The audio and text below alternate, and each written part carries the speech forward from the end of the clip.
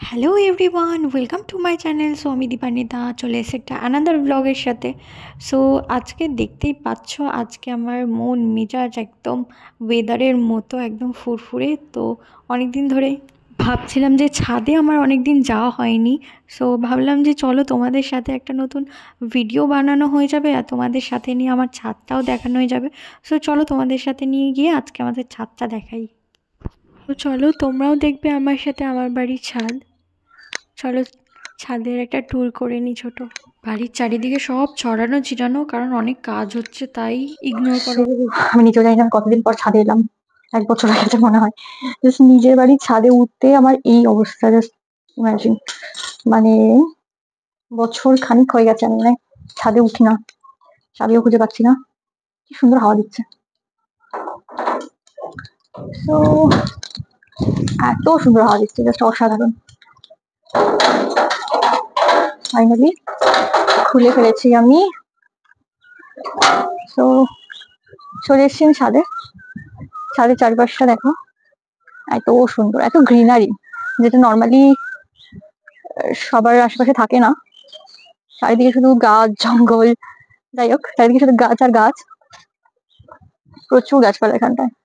জানি না কতদিন থাকবে, কারণ যেভাবে সবদিকে বাড়িঘর হয়ে যাচ্ছে, তো বলা মুশকিল। এই রাস্তাটা দিয়ে সবাই হাঁটতে যায়, আমাদের বাড়ির সামনের রাস্তাটা দিয়ে। তো আকাশটা দেখো, দারুণ লাগছে আকাশটা। জাস্ট সবে আর কি, মানে গোধূলি টাইম আর কি, সন্ধে সন্ধে হয়েছে, পাখিগুলো উঠছে, বাড়িতে যাচ্ছে, সব বাসায় ফিরছে। চারিদিকটা অসাধারণ। এইখান থেকে আমি জানি না দেখা যাচ্ছে কিনা, ওইদিকে সব ফ্ল্যাট গুলো দেখা যাচ্ছে, মানে এতটা ভিউ দেখা যাচ্ছে। ওইদিকে সব টাওয়ার দেখা যাচ্ছে। ওই সাইডটা হচ্ছে চন্দননগর, চন্দননগর লিচুতলা। তো দিস ইজ মাই ছাদ। আমাকে দেখো, দেখে বুঝতে পারছো যে কতটা হাওয়া দিচ্ছে আর কি। কি সুন্দর আসছে এখানে, ভিডিও কোয়ালিটিটাও যেরকম সুন্দর আসছে। দিনের বেলার একটা আলাদাই ব্যাপার, যে দিনের বেলা কিন্তু ভিডিও কোয়ালিটিটা, সানলাইটের যে জিনিসটা, আই ডোন্ট থিঙ্ক কি কোনো লাইটই দিতে পারবে, এত হাওয়া দিচ্ছে এখানে। ও, সবথেকে বেস্ট পার্ট তোমাদের দেখানোই ভুলে গেলাম, এই যে আওয়াজটা তোমরা পাচ্ছ কিনা আমি জানি না।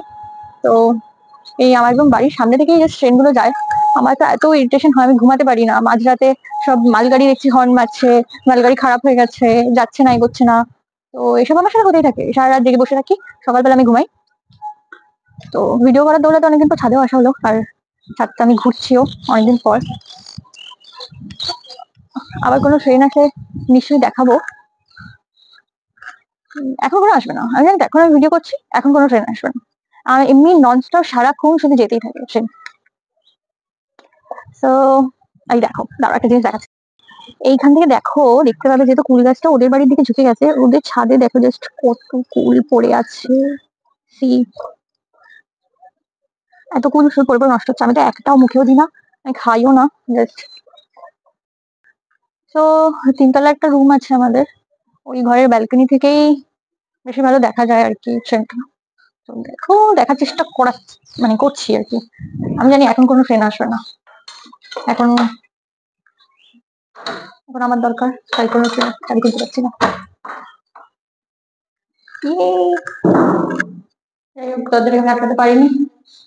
তো একদম ফাঁকা ঘর, ইকো হচ্ছে।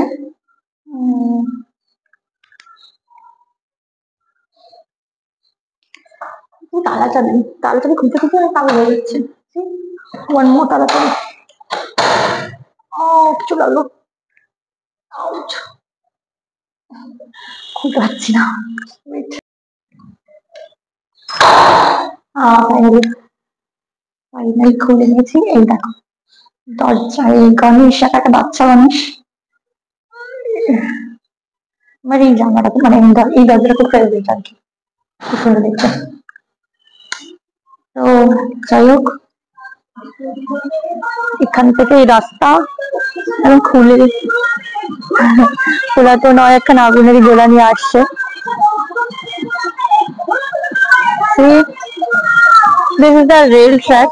আইসো ট্রেন আসছে, তোমাদের দেখাচ্ছি, দেখো ব্যালকনির ভিউ, মানে নিচের ব্যালকনি থেকে সেম ভিউ দেখা যায়, ওপরের ব্যালকনি থেকে সেম ভিউ দেখা যায়। Tata tata. সিরিয়াসলি, এটা মধ্যেশ্বরের দিকে গেল, আই মিন হাওড়ার দিকে গেল। তো লোকজন সব যাতায়াত করছে, এখন বিকেল হয়ে গেছে, সবাই হাঁটতে বেরিয়েছে, স্কুল থেকে ফিরছে সব, আর আর অন্যান্য কাজে যাচ্ছে। দেখো পাখিগুলো দেখো কি সুন্দর, বক, সাদা বক। পুকুরটাও ভালো লাগছে, হাওয়াটা দিচ্ছে তো, পুকুরের জলটাই একটা অন্যরকম লাগছে। তো ছাদ দেখানো মোটামুটি কমপ্লিট, আর কিছু নেই দেখানোর মতো, এখন শুধু লক লাগানোর মতো আছে। যে লক গুলো এত কষ্ট করে খুলে আমি লাগালাম, আই মিন খুললাম আর কি, সেগুলো আবার কি টাইট, এটা ঢুকছে না। যাই হোক, তো এই ঘরটা এখন কিছু হয়নি, কালার বা decoration what ever it is, কিছু এখনো করা হয়নি। তো বন্ধ করে দিই।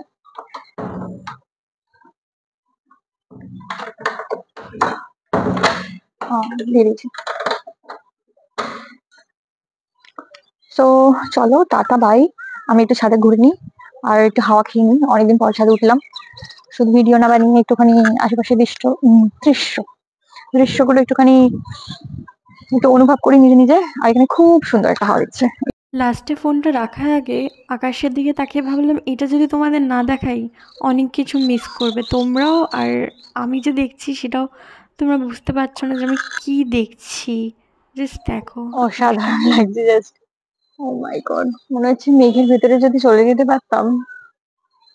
আমার তো খুব যেতে ইচ্ছা করছে ওই মেঘের ভিতরটায়, সেখানটা দেখা যাচ্ছে।